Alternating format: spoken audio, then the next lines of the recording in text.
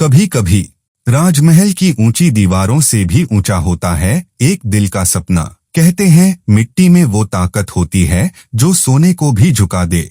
लेकिन क्या होगा जब एक राजकुमार दिल हार बैठे एक कुम्हारिन से? क्या प्यार राजपाट से बड़ा होगा या ताज भारी पड़ेगा दिल पर? थोड़ा रुककर आज सुनिए एक ऐसी कहानी जो महलों की नहीं दिलों की है।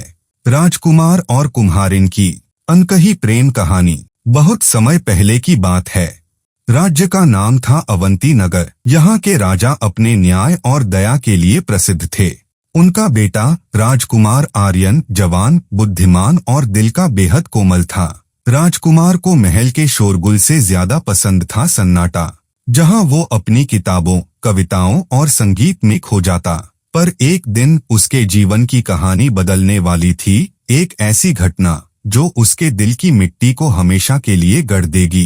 एक दिन राजकुमार ने सोचा, महल की दीवारों के बाहर भी तो एक दुनिया है, क्यों न उसे देखा जाए। वो साधारण कपड़ों में बिना किसी पहचान के अपने घोड़े पर निकल पड़ा। सूरज की पहली किरणें खेतों पर पड़ी, हवा में मिट्टी की सुगंध थी। गांव की औरतें घड़े भर रही थीं, बच्चे खेल रहे थे। राजकुमार ने पहली बार जिंदगी को पास से देखा। तभी उसकी नजर पड़ी एक लड़की पर जो मिट्टी के बर्तनों में रंग भर रही थी। उसके चेहरे पर मिट्टी के छींटे थे, पर मुस्कान ऐसी कि सूरज भी शर्मा जाए। उसका नाम था माधवी, गांव की एक कुम्हारिन। राजकुमार उसके पास गया और बोला, बहन ये घड़ा कितने का है? माधवी मुस्कुराई, घड़ा तो सस्ता है साहब, पर इसे बनाने में जो प्यार लगा है वो अनमोल है। राजकुमार कुछ पल उसे देखता रह गया। वो मुस्कुराहट, वो सादगी, कुछ तो था जो दिल को छू गया। वो रोज गांव आने लगा, कभी पानी लेने के बहाने, कभी मिट्टी देखने के। धीरे धीरे बातें बढ़ी, हंसी साझा हुई और नजरों में न जाने कब प्यार उतर आया। एक शाम जब आसमान लाल था, माधवी ने पूछा, साहब आप कौन हैं? हर रोज क्यों आते हैं? राजकुमार थोड़ा झिझका, फिर बोला, मैं बस एक मुसाफिर हूँ जो तुम्हारी मुस्कान में ठहर गया है। माधवी हंस पड़ी, अगर मुस्कान में ठहरना है तो नाम बताओ, वरना घड़ा नहीं दूंगी। राजकुमार ने पहली बार झूठ बोला, मेरा नाम आरव है। उस दिन से उनकी दुनिया बस एक दूसरे तक सीमित हो गई। वो मिट्टी में साथ बर्तन बनाते, कभी नदी किनारे गीत गाते। राजकुमार को अब महल की कोई चीज याद नहीं रहती थी, लेकिन किस्मत को कुछ और ही मंजूर था। एक दिन राजमहल के सिपाही गांव पहुंचे राजकुमार की तलाश में।